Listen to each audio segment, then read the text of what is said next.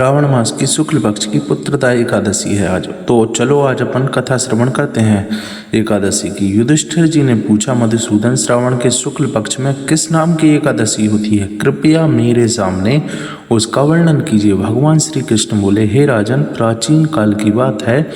द्वापर युग के प्रारंभ में महेश्मती में राजा महिजित अपने राज्य का पालन करते थे, किंतु उन्हें कोई पुत्र नहीं था, इसलिए वह उन्हें सुखदायक नहीं प्रतीत होता था। अपनी अवस्था अधिक देखकर राजा को बड़ी चिंता हो गई। उन्होंने प्रजावर्ग में बैठकर इस प्रकार कहा, प्रजाजनों, इस जन्म में मुझसे कोई पाप नहीं हुआ है। मैंने अपने खजाने में कभी अन्याय का धन नहीं जमा किया, ना ही मैंने ब्राह्मणों और देवताओं का भी धन मैंने कभी लिया है। प्रजा का पुत्रवत पालन किया है, धर्म से पृथ्वी पर अधिकार जमाया तथा दुष्टों को वे बंधु और पुत्रों के समान ही क्यों न रहे हों दंड दिया है। शिष्ट पुरुषों का सदा सम्मान किया और किसी को द्वेष का पात्र नहीं समझा। फिर क्या कारण है जो मेरे घर में आज तक पुत्र उत्पन्न नहीं हुआ? आप लोग इसका विचार करें। राजा के ये वचन सुनकर प्रजा और पुरोहितों के साथ ब्राह्मणों ने उनके हित का वचन करके गहन वन में प्रवेश कर लिया। राजा का कल्याण चाहने वाले वे सभी लोग इधर उधर घूमकर ऋषि सेवित आश्रमों की तलाश करने लगे। इतने में ही उन्हें मुनिश्रेष्ठ लोमस का दर्शन हुआ।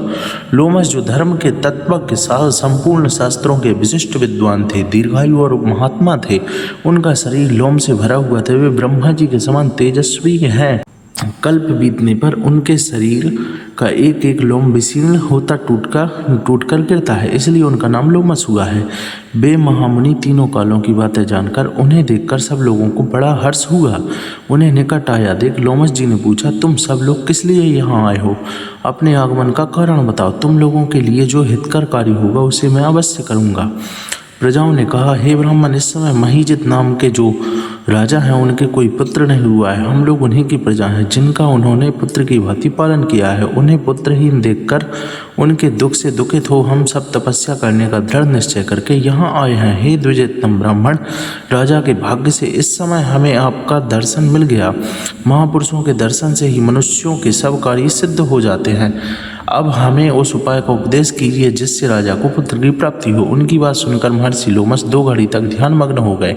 तत्पश्चात राजा के प्राचीन जन्म का वृतांत, अगले जन्म का वृतांत जानकर उन्होंने कहा, हे प्रजावंद, सुनो। राजा महिजित पूर्व जन्म में मनुष्यों को चूसने वाला धनहीन वैश्य था। वह वैश्य गांव गांव घूमकर व्यापार किया करता था। एक दिन जेठ के शुक्ल पक्ष में 10वीं तिथि को जब दोपहर का सूर्य तप रहा था, वह गांव की सीमा में एक जलाशय पर पहुंचा। पानी से भरी हुई बावली देखकर वैश्य ने वहां जल पीने का विचार किया। इतने में ही वहां बछड़े के साथ एक गौ माता भी आ पहुंची।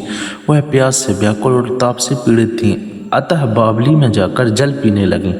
वैश्य ने पीती हुई गौमाता को हाँक कर दूर हटा दिया और स्वयं पानी पीने लगा। उसी पाप कर्म के कारण राजा इस समय पुत्रहीन हुए हैं। किसी जन्म के पुण्य से इन्हें अकंटक राज्य की प्राप्ति हुई है। प्रजा ने कहा, मुने, पुराण में सुना जाता है कि प्रायश्चित रूप से पुण्य से प्रायश्चित अगर करें तो वो उस पुण्य से पाप नष्ट हो जाता है। अतः पुण्य का उपदेश कीजिए अब आप, जिससे उस पाप का नाश हो जाए। लोमस ऋषि बोले, प्रजाजनों, श्रावण मास के शुक्ल पक्ष में जो एकादशी होती है वह पुत्रदा के नाम से विख्यात है। वह मनोवांछित फल प्रदान करने वाली है। तुम लोग उसी का व्रत करो। यह सुनकर प्रजाओं ने मुनि को नमस्कार किया और नगर में आकर विधि पूर्वक पुत्रदा एकादशी के व्रत का अनुष्ठान किया। उन्होंने विधि पूर्वक जागरण भी किया और उसका निर्मूल पुण्य राजा को दे दिया। तत्पश्चात रानी ने गर्भ धारण किया और प्रसव का समय आने पर बलवान पुत्र को जन्म दिया।